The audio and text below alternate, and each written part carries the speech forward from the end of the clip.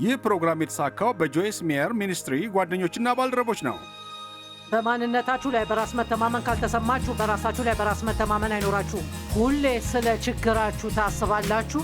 ያ በዓለም ላይ ካሉ ሁሉ ብቸኝነት የከፋው ሊሆን ይችላል።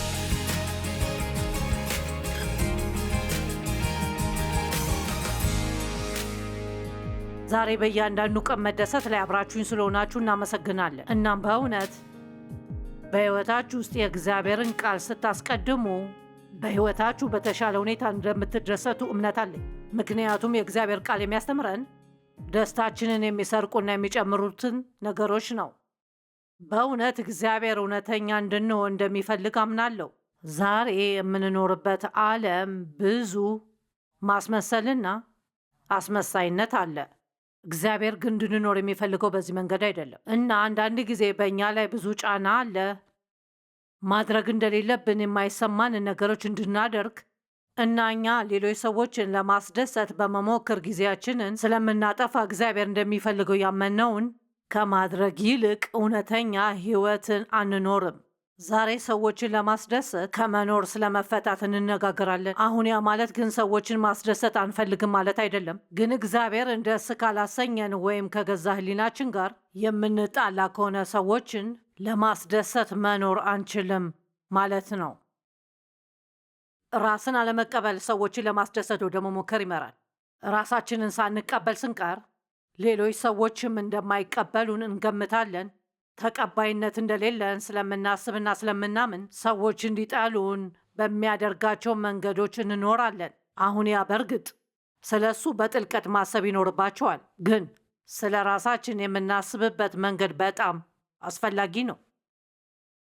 ሰዎች አይቀበሉንም ብለን የምንፈራ ከሆነ ያኔ እውነተኛ ማንነታችን እናጣለን። እኛ እውነተኛ ማንነታችን ከመሆን ይልቅ የእነሱን ተቀባይነት ለማግኘት እነርሱን ለማስደሰት እንሞክራለን። እኛ በእውነት ማድረግ ለማንፈልጋቸው ነገሮች እሺ እንላለን። ዓለም በራሳቸው የማይተማመኑ ሰዎችን በሚያድኑና ለመቆጣጠር በሚሞክሩ ሰዎች የተሞላች ነች። ምክንያቱም ፍቅርና ተቀባይነትን ስለሚራቡ፣ ስለዚህ በቀላሉ ሊታለሉ ይችላሉ። በራሳቸው የሚተማመኑና እግዚአብሔር እንደሚወዳቸው የሚያውቁ ሰዎች በሚቆጣጠራቸው ሰዎችን አይሸነግሉም። ግንኙነታቸው እንዲቀጥል ከተፈለገ ፊት ለፊት ይጋፈጣሉና ማለፍ የሌለባቸውን ድንበሮች ያዘጋጃሉ። አሁን የሚመለከቱ ሰዎች እንዳሉ አውቃለሁ። እናንተ እንዲቆጣጠራችሁ የምትፈቅዱለት ሰው ካለ ወይም ምናልባት ከአንድ በላይ የሆነ ሰው በሕይወታችሁ ውስጥ ይኖራል። ምናልባት የሁል ጊዜ ነገር ላይሆን ይችላል፣ ግን እናንተ ማድረግ የማትፈልጉትን ነገር ታደርጋላችሁ። ምክንያቱም ይህንን ሌላ ሰው እንዲናደዱ ወይም እንዲበሳጩ አትፈልጉ ይሆናል።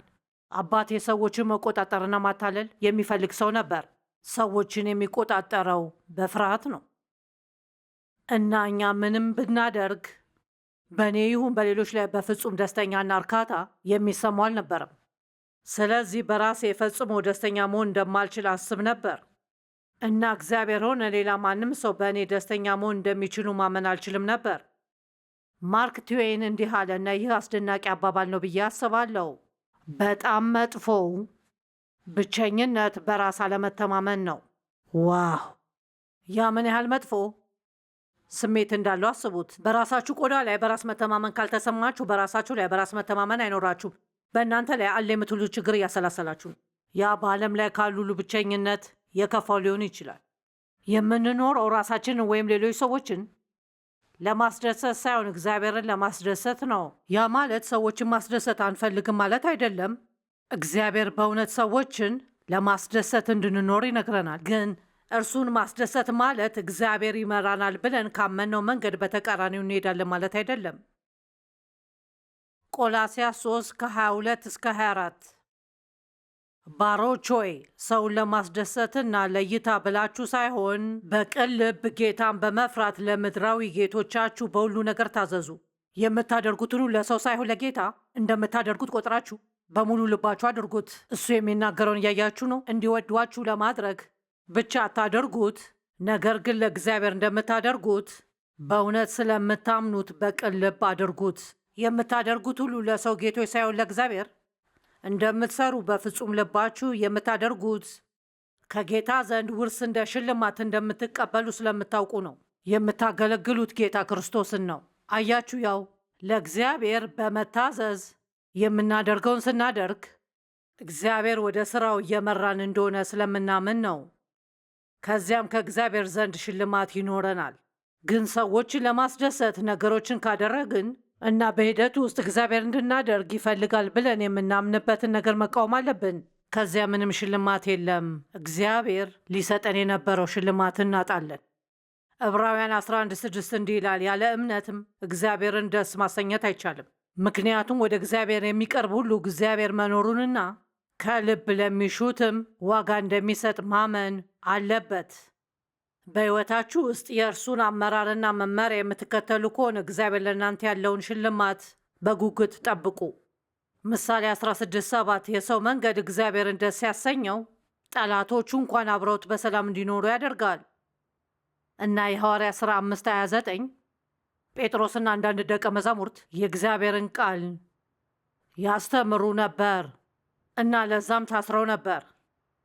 በኩለ ሌሊትም መልአክ መጣና የእስር ቤቱን በሮች ከፈተ። ከዚያም ነፃ ወጡ። እናም እንደገና ወደ መስበክ ተመለሱ።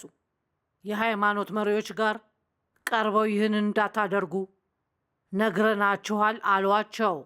በሐዋርያት ሥራ 5:29 ጴጥሮስና ሌሎች ሐዋርያት ከሰው ይልቅ ለእግዚአብሔር ልንታዘዝ ይገባናል ብለው መለሱ።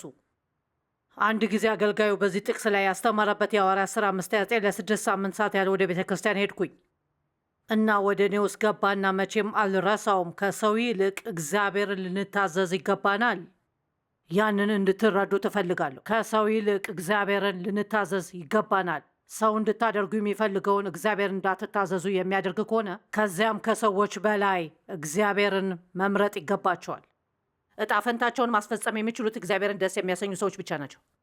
እግዚአብሔር ለእያንዳንዱ ሰው እድል አለው እና ያ ማለት የምንጨርስበት ቦታ ማለት ነው። በዓለም ዙሪያ ወንጌል እንድሰብክ እግዚአብሔር ለእኔ እጣ ፈንታዬን አዘጋጅቷል። ምናልባት ለእናንተ ያለው እጣ ፈንታ በሕይወታቸው ውስጥ ታላላቅ ነገሮች የሚያደርጉ 3 ወይም 4 ልጆችን ማሳደግ ነው። እግዚአብሔር ለእያንዳንዳችን የተለያየ እጣ ፈንታን አዘጋጅቷል። ግን ሰዎችን ለማስደሰት የምትጥሩ ከሆናችሁ ያንን እጣ ፈንታ አትፈጽሙ። ጳውሎስ በገላትያን 1:10 አሁን እኔ ጎሽ ለመባል የምሻው በሰዎች ዘንድ ነው ወይስ በእግዚአብሔር ዘንድ? ዛሬ ራሳችሁ መጠየቅ ያለባችሁ ጥሩ ጥያቄ ነው። ሰዎችን ለማስደሰት እየሞከራችሁ ነው ወይስ እግዚአብሔርን? ወይስ ለራሳችሁ ነው የምትኖሩት? እና ደስተኛ እስከሆናችሁ ድረስ ሰዎች ወይም አምላክ ምን እንደሚያስቡ ግድ የላችሁም? ወይስ ሰዎችን ደስ ለማሰኘት እየተጣጣርኩ ነው? ሰዎችን ደስ ለማሰኘት የምጥር ብሆን ኖሮ የክርስቶስ አገልጋይ ባልሆንኩ ነበር። ይገርማል። ያ ኃይለኛ መግለጫ ነው። አንድ ትርጉም በሰዎች ዘንድ ተወዳጅ ለመሆን ብሞክር አሁን የጌታ የኢየሱስ ክርስቶስ ሐዋርያ ባልሆንኩ ነበር ይላል። ጳውሎስ የእሱን ዕድል ሊያጣ እንደሚችል እየተናገረ ነበር። ጳውሎስ የአዲስ ኪዳንን 2/3 ጽፏል እና ሕይወቱ፣ አገልግሎቱ በጣም ፍሬያማ፣ በጣም ኃይለኛ ነበር። ከሰዎች ጋር ስላለው መልካም ስም ከልክ በላይ ያሳሰበው ቢሆን ኖሮ ነገሩን ሁሉ ሊያጣው ይችል ነበር። ዛሬ ልጠይቃችሁ፣ በሰዎች ዘንድ መልካም ስም ለመያዝ እየሞከራችሁ ነው ወይስ በእግዚአብሔር ዘንድ መልካም ስም ለመያዝ እየሞከራችሁ ነው? በዮሐንስ 12:42 እና 43 እንዲህ ይላል፣ ይህም ቢሆን ከአለቆች መካከል እንኳን ሳይቀር ብዙዎች በእርሱ አመኑ። ይሁን እንጂ ፈሪሳውያን ከምኩራብ እንዳያስወጧቸው ስለፈሩ ማመናቸውን አይገልጡም ነበር። ሰዎች በጓደኞቻቸው ወይም በቤተሰቦቻቸው እንዳይገፉ ስለሚፈሩ ሰዎች እግዚአብሔርን ከመከተል ምን ያህል ጊዜ ይርቃሉ? ወይም ምናልባት ስራቸውን ሊያጡ ስለሚችሉ ወይም ሁኔታው ምንም ይሁን ምን። እኔ ልነግራችሁ እችላለሁ። ለእኔ እግዚአብሔር ቃሉ እንዳስተምር ሲጠራኝ ከምገኝበት ቤተ ክርስቲያን እንደወጣ ተጠየቅኩ። ብዙ ጓደኞቻችን አጥተናል። አንዳንድ የቤተሰብ አባላት እኔ የማደርገው ነገር ስህተት እንደሆነ ተሰምቷቸው ነበር። አንዲት ሴት ማስተማር አለባት ብለው አላሰቡም። እና አንዳንድ ጊዜ ከእግዚአብሔር ጋር በሙሉ መንገድ መሄድ ከፈለጋችሁ አንዳንድ ምድራዊ ነገሮችን ለማጣት ፈቃደኛ መሆን አለባችሁ። እና ህመም ነበረው፣ ለእኔ ከባድ ነበር። እና ሌሎች ጊዜያት ውስጥ በህይወቴ ውስጥ እግዚአብሔርን ለመከተል ከሰዎች ዘንድ ለመለየት ፈቃደኛ መሆን ነበረብኝ። ማድረግ ካለባችሁ ያንን ለማድረግ ፈቃደኛ ናችሁ? ንጉሥ ሳኦል በአንደኛ ሳሙኤል ምዕራፍ 15 ላይ ታላቅ ምዕራፍ ነው። እግዚአብሔርን አልታዘዘምናም ንጉሥ የመሆን እድሉን አጣ። እሱ ታላቅ ንጉሥ ሊሆንና ለብዙ ዓመታት መግዛት ይችል ነበር። ግን ሳሙኤል እዛ እስኪደርስ ድረስ እንዲጠብቀው የምሽቱን መስዋዕት እንዲያደርግ ነግሮት ነበር። ሳኦልም በመሸ ጊዜ ወደፊት ሄደ። ሳሙኤልም ገና አልመጣም ነበር። ሰዎችም መውጣት ጀመሩ። እሱ ግን ወደፊትም ሄዶ መስዋዕቱን ሰዋ። ሳሙኤልም አታድርግ ያለውን ነገር አደረገ። ሳሙኤልም ስለ ጉዳዩ በተናገረው ጊዜ እሺ፣ ሕዝቡ እየተበታተነ ነበር አለ። እግዚአብሔርን ከመታዘዝ በላይ ሰዎችን ማጣቱ አሳስቦት ነበር። ማድረግ ያለባችሁ ከሆነ ጓደኛ ለማጣት ፈቃደኛ ናችሁ ወይ? ከእግዚአብሔር ጋር ለመራመድ ለሕይወታችሁ የእግዚአብሔር ፈቃድ እንድትከተሉ የሚያስፈልጋችሁ በቤተሰባችሁ ውስጥ አንድ ሰው እንድትተዉ ከሆነ ለመተው ፈቃደኛ ናችሁ ወይ? ክርስቶስን ስንቀበል እሱ ሁሉም ነገራችን መሆን እንዳለበት መረዳት አለብን። እሱ ተጨማሪ ነገር አይደለም። እኛ የምንኖር አንድ አይነት ሕይወታችንን እየኖርን ኢየሱስ በእሱ ላይ መጨመር አይደለም። እግዚአብሔርን የምታገለግሉባቸው በሕይወታችሁ ውስጥ የሚለወጡ ነገሮች በዓመታት ሂደት ውስጥ ይኖራሉ፣ ግን ሁልጊዜ ለበጎ የሚሆኑ ነገሮች ይሆናሉ። ሰዎችን ማስደሰት የሚፈልጉ ሰዎች ምልክቶች። ቁጥር 1 የሰዎች ተስፋ እንዲቆጣጠረን እንፈቅዳለን። ወጥመድ ውስጥ እንዳለን ይሰማናል። ለነገሮች እሺ ብለን ከዚያ ስለምናደርገው ነገር በግል ቅሬታ እናሰማለን። ያ ጥሩ ነው። ይህን ስለማድረግ ወይም ያንን ማድረግ ስላለብን ራሳችንን የምናማረረው ስንት ጊዜ ነው? ግን በእውነቱ ማድረግ ያለብን ነገር አይደለም። ግን የሆነ ሰው እንዳይበሳጭ እሺ ያላችሁት ነገር ነው። አልፈለግኩም። ስሜታቸውን ለመጉዳት አትፈልግም። በእናንተ እንዲቆጡ አልፈለግክም። ነገሮችን ያደረጋችሁበት ምክንያት ትክክለኛ ምክንያት አልነበረም። ለፍላጎታችን ትክክል ለመሆን በጣም አስፈላጊ እንደሆነ ይሰማኛል። የእናንተ ተነሳሽነት ማለት የምትሰሩበት ምክንያት ነው። እግዚአብሔር እኛ እያደረግን ያለነው ለእሱ እስከሆነ ድረስ የምናደርገው ነገር አያሳስበውም። ሌላ ሰዎችን ማስደሰት የሚፈልጉ ሰዎች ምልክት ቁጥር 2 ሌሎች ሰዎችን ለማስደሰት ሁልጊዜ የራሳችንን ሕጋዊ ፍላጎቶች ወደ ጎን እናስቀምጣለን። ደህና በምትንከባከቧቸው የሰዎች ዝርዝር ውስጥ አላችሁ ወይ? ከሁሉም ዝርዝር ታች ከሆናችሁ በድካም ተቃጥላችሁ ትጨርሳላችሁ። ድካም፣ መራራነት፣ በቂም የተሞላ እና ደስተኛ ያልሆነ፣ ምክንያቱም ሁሉንም ሰው ደስተኛ እያደረጋችሁ ስለሆነ ሁሉንም ነገር ለማድረግ በመሞከር እራሳችሁን ታሳምማላችሁ። መስዋዕትነት ጥሩ ነው፣ ግን በምትንከባከቧቸው ሰዎች ዝርዝር መጨረሻ ላይ ከሆናችሁ ፈጥኖም ይሁን ዘግይቶ የምትሰጡት ምንም ነገር አይኖራችሁም። ብዙ ጊዜ እንደ ክርስቲያን ልንሰዋው ስለሚገባ ነገር ሁሉ እንሰማለን፣ ግን ራሳችሁን መንከባከብ እንዳለባችሁ ልትሰሙ ይገባል። እና በሕይወታችሁ ውስጥ አንዳንድ ነገሮችን ለራሳችሁ ማድረግ የምትፈልጉበት ጊዜ አለ። እግዚአብሔር የሚፈልጋቸውን ነገሮች ለመፈጸም ጠንካራ ትሆናላችሁ። ለሌሎች ሰዎች ስንሰዋ ልናደርገው የሚገባን እግዚአብሔር እንድናደርገው የሚፈልገው መሆኑን ስለምናምን ነው። ካላደረግነው እነሱ በእኛ ይናደዳሉ ብለን ስለፈራን አይደለም። አንደኛ ጴጥሮስ 5:8 እንዲህ ይላል፣ ራሳችሁን የምትገዙ ሁኑ፣ ንቁም። ጠላታችሁ ዲያብሎስ የሚውጠውን በመፈለግ እንደሚያገሳ አንበሳ ወዲያ ወዲህ ይዞራልና። ሚዛን ምን ማለት እንደሆነ ታውቃላችሁ? የሆነ ነገርን በበቂ ሁኔታ ታደርጋላችሁ፣ ግን ብዙ አይደለም። አንዳንድ ጊዜ በጣም ብዙ ነገር መስራት ምንም ነገር ካለ መስራት የባሰ መጥፎ ነው። ለሰዎች በጣም ብዙ ልታደርጉ ትችላላችሁ። ለእነሱ ብዙ ልታደርጉላቸው ትችላላችሁ። እንዲያደርጉ ከመርዳትና ለራሳቸው ተጠያቂ እንዲሆኑ ከመሞከር ይልቅ ችግሮቻቸውን በትክክል እየመገባችሁ ነው። ሰዎችን በጣም በመርዳት ራሳችሁ ልታሳምሙና እና እግዚአብሔር ለእናንተ ያለውን ዕጣ ፈንታ ላትፈጽሙ ትችላላችሁ። ሊታሰቡባቸው የሚገቡ ነገሮች ናቸው። ከእያንዳንዳችን ጋር ብዙ ጊዜ እንዲኖረን እመኛለሁ። ስለዚህ በትክክል ማውራት እንችል ነበር፣ ግን ይህ ፕሮግራም ሲያልቅ ስለ እነዚህ ነገሮች በኋላ ላይ ማሰብ አለባችሁ። ማንም ቢሆን አይሆንም የሚለውን ቃል መስማት አይፈልግም። ያን እንድትሰሙ ፈልጋለሁ። ማንም ቢሆን አይሆንም የሚለውን ቃል መስማት አይፈልግም። በእርግጥ ሰዎች ነገሮች እንዲሰሩ ስጠይቅ እሺ ሲሉ መስማት እወዳለሁ። ግን ከአንድ ሰው ጋር እውነተኛ ትክክለኛ ግንኙነት ካለኝ አንድ ነገር እንዲያደርጉ ብጠይቃቸውና እነሱ ስለ እሱ ሰላም የለኝም ወይም እግዚአብሔር እንድሰራ የሚፈልገው ነው ብዬ አላምንም ካሉኝ እግዚአብሔር እንዲከተሉ ማበረታታት አለብኝ። እኔ የምፈልገውን ስለማያደርጉ በእነሱ ላይ መቆጣት የለብኝም። እግዚአብሔርን የምንከተል መሆናችንና በሚዛን መኖራችንን ማረጋገጥ አለብን።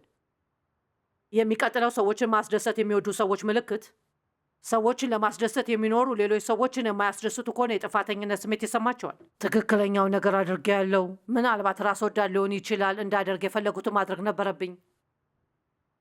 ሰዎችን ማስደሰት የሚወዱ ሰዎች ለውሳኔያቸው ለሌሎች ሰዎች ስሜታዊ ምላሽ ኃላፊነታቸውን ይወስዳሉ። ደህና አንድ ነገር እንዳደርግ ብትጠይቁኝና በእውነት እግዚአብሔር የሚፈልገው እንዳደርግ ካልተሰማኝ እና ብትናደዱ ያ የኔ ጥፋት አይደለም።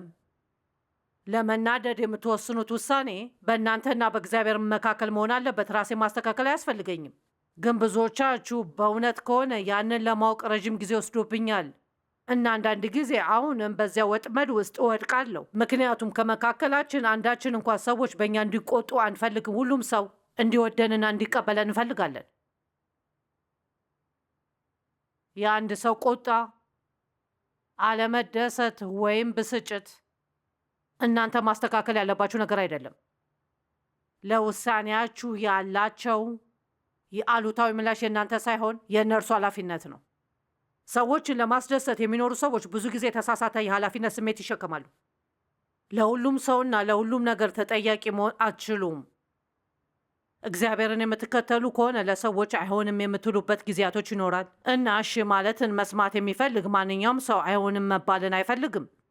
በእግዚአብሔር የበሰሉ ሰዎች ግን የእግዚአብሔርን ቃል የሚከተሉ ሰዎችና በእውነት የሚወዷችሁ ሰዎች፣ እውነተኛ ራሳችሁ እንድትሆኑ የሚሹ ሰዎች እነሱ እንዲያደርጉ የሚፈልጉትን ካላደረጋችሁ በንዴትና በኃይል ሊቆጣጠሯችሁ አይሞክሩም።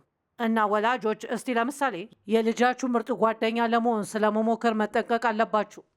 እናንተ ወላጅ መሆን አለባችሁ። አይሆንም ከማለት ይልቅ አንዳንድ ጊዜ ልጆቻችን በጣም እንዲወዱን እንፈልጋለን። እንዲያደርጉ መፍቀድ የሌለብንን ነገር እንዲያደርጉ እንፈቅድላቸዋለን። ቀጣዩ ሰዎችን ለማስደሰት የሚኖሩ ሰዎች ምልክት በገደብ ውስጥ የማይኖሩ መሆናቸው ነው። ምን ያህል ማድረግ እንደምችሉ ማወቅ ያስፈልጋችኋል። ምን ያህል እረፍት እንደሚያስፈልጋችሁ ማወቅ አለባችሁ። እና በዚህ ሳምንት ሙሉ የቀን መቁጠሪያ ካላችሁ እና ሁለት የምታውቋቸውና የምትወዷቸው ሰዎች የሆነ ነገር እንድታደርጉላችሁ ይፈልጋሉ። የኔን ልጅ መጠበቅ ትችላላችሁ። ጉዳዩ ምንም ይሁን ምን ከመጠን በላይ እንደሚሆንባችሁ ካወቃችሁ አይሆንም ማለት አለባችሁ። ምክንያቱም ሚዛናዊ የሆነ ሕይወት የመኖር መብት አላችሁ። በራሳችሁ ላይ ገደቦችን ማበጀት አለባችሁ። እመኑኝ፣ አውቃለሁ። በራሴ ላይ ገደብ ስላላደረግኩ 3 የተለያዩ ጊዜያት ራሴን አሳምሜ ነበር። ሰዎች እንዳደርግ የፈለጉትን ማድረግ ፈለግኩ። አንድ ሰው አንድ ነገር እንድታደርጉ ስለሚፈልግ እንድታደርጉት የእግዚአብሔር ፈቃድ ነው ማለት አይደለም። አንዳንድ ጊዜ በሚያታልሉና በሚቆጣጠሩ ሰዎች እናደዳለን። እግዚአብሔር አንቺም ልክ እንደነሱ ጥፋተኛ ነሽ፣ ምክንያቱም እንዲያደርጉ ፈቅደሽላቸዋል አለኝ። ለራሳችን መቆም አለብን። ሌሎችን ለማስደሰት አንዳንድ ጊዜ ራሳችንን እስከታመምንና በስሜታዊነት ራሳችን እንገፋፋለን። እውነታውን መጋፈጥ አለብን። ሰዎች እኛ በፍጹም ማድረግ የማንችላቸውን ነገሮች እንድንሰራ ይፈልጋሉ። በሐዋርያት ሥራ ምዕራፍ 6 የመጀመሪያዎቹ 4 ቁጥሮች ለዚህ ጥሩ ምሳሌ ነው።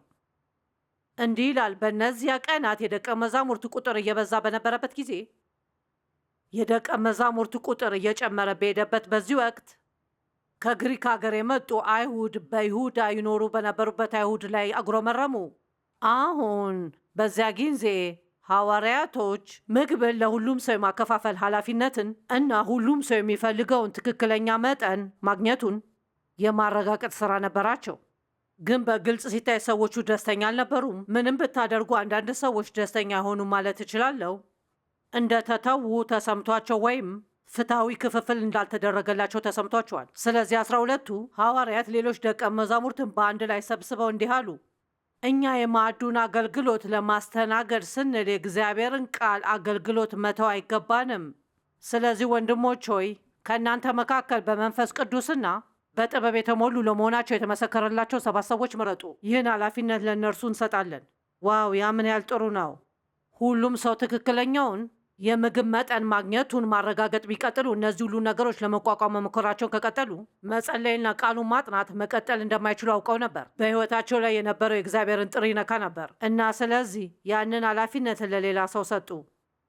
በሕይወታችሁ ሰላም እንዲኖራችሁ ከፈለጋችሁ ውክልና ለመስጠት ፈቃደኛ ካልሆናችሁ ነግራችኋለሁ፣ መጨረሻችሁ አሳዛኝ ነው የሚሆነው። ብዙ ሰዎች እግዚአብሔር እንዲረዳችሁ በዙሪያችሁ ሰዎችን አስቀምጧል፣ ግን እንዲረዳችሁ አትፈቅዱ። ምክንያቱም እናንተ የምታደርጉትን ያህል ሌላ ሰው ያደርገዋል ብላችሁ አታስቡም። ለሰዎች እናንተም ኃላፊነት ስትሰጧቸው በጣም ጥሩ ነገር ነው።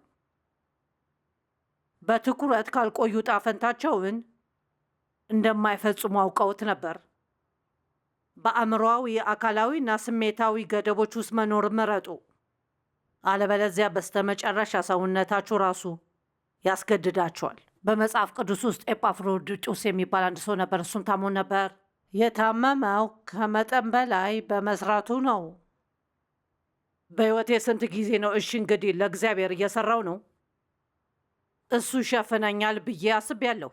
ደህና አይደለም። እግዚአብሔር በጥበብ እንድትኖሩ ይጠብቃቸዋል። መጽሐፍ ቅዱስ 6 ቀን እንሰራለን እና 1 ቀን እናርፋለን ይላል። እናም የመንፈስ ቅዱስን መሪነት መከተል አለብን እና ያንን ካላደረግን ራሳችንን እንጎዳለን። ምልክት ቁጥር 5 ሰዎችን ለማስደሰት የሚኖሩ ሰዎች ለትችትና ተቀባይነትን በማጣት ላይ በጣም ስሜታዊ ናቸው። ተቀባይነትን ማጣት መማር አለባችሁ። በሆነ ሰው ተቀባይነት ማጣታችሁ እንዲቆጣጠራችሁ አትፍቀዱ። አንድ ሰው ስለሚተቻችሁ ብቻ ያ ሙሉ ሳምንታችሁ መጥፎ እንዳያደርገው አትፍቀዱ። ሰዎች በራስ መተማመናቸው እንዲያጡ ሊያደርግ ይችላል፣ ወይም ተቀባይነትን በሚፈልጉበት ጊዜ ጤናማ ባልሆኑ ምርጫዎች መንገድ ላይ ሊቆዩ ይችላሉ። ለትችታችሁ ቁሙ ወይም በእነሱ ቁጥጥር ስር ሁኑ። ምርጫው የእናንተ ነው። ጳውሎስ ታማኝ ባለመሆኑ እየተተቸና እየተከሰሰ ነበር። በአንደኛ ቆሮንጦስ 4 ቁጥር 3 እና 4 ያለውን አድምጡ። በእናንተም ሆነ በሰዎች የፍርድ ሸንጎ ቢፈርዱብኝ እኔ በበኩሌ ግድ የለኝም። እኔ እንኳን በራሴ ላይ አልፈርድም። ሕሊናዬ ንጹሕ ነው። ይህ ግን ጥፋት አልባ መሆኔን አያረጋግጥም። በእኔ ላይ የሚፈርድ ጌታ ነው። ያንን ወድጄዋለሁ። እርሱም ለምታስቡት ነገር ግድ የለኝም አለ። አንድ ሰው ሺያ በጣም ጥሩ ባሪያ አይደለም ብሎ ሊያስብ ይችላል። ጳውሎስ ለራሱ መናገር ነበረበት። እርሱም ለምታስቡት ነገር ግድ የለኝም፣ ልቤ ትክክል ነው። ምናልባት በስህተት የምሰራው ነገር ካለ እግዚአብሔር ይፈርድብኛል፣ ይህንም ያሳውቀኛል። ሕይወታችሁን የመምራቱን ኃላፊነት ሥራ እግዚአብሔር ለሌላ ሰው ሰጥቶ አያውቅም፣ አይሰጥምም። ቁጥር 6 ሰዎችን በማስደሰት የሚኖሩ ሰዎች ምልክት። ሰዎችን በማስደሰት የሚኖሩ ሰዎች በትክክለኛው ማንነታቸው እና ስለሚፈልጉት ነገር ሐቀኛና እውነተኛ አይደሉም። ታማኝነት የጎደለው ድርጊት ነው። አንድ ነገር እንደማደርግላችሁ ብነግራችሁና ግን እኔ ማድረግ እንደሌለብኝና እንደማልፈልግ በእውነት አውቃለሁ። እኔም በማድረግ ጥሩ እንዲሰማኝ አስመስላለሁ። እውነተኛ እየሆንኩ አይደለም፣ እናም ትክክለኛ ጥሩ ጓደኛ አያደርገኝም። ሰዎችን ለማስደሰት መኖር ውርደት ነው፣ ምክንያቱም እውነተኛ አይደለም። እና በኤፌሶን 4:15 ውስጥ አንድ አስደናቂ መጽሐፍ አለ። በአዲሱ መደበኛ ትርጉም ውስጥ እንዲህ ይላል፣ ይልቁንም እውነትን በፍቅር እየተናገርን ራስ ወደ ሆነው ወደ እርሱ በነገር ሁሉ እናድጋለን፣ እርሱም ክርስቶስ ነው። አንዳንድ ሰዎች እውነቱን መስማት አይፈልጉም፣ ግን ያ እውነትን ከመናገር ኃላፊነት ነፃ አያወጣንም።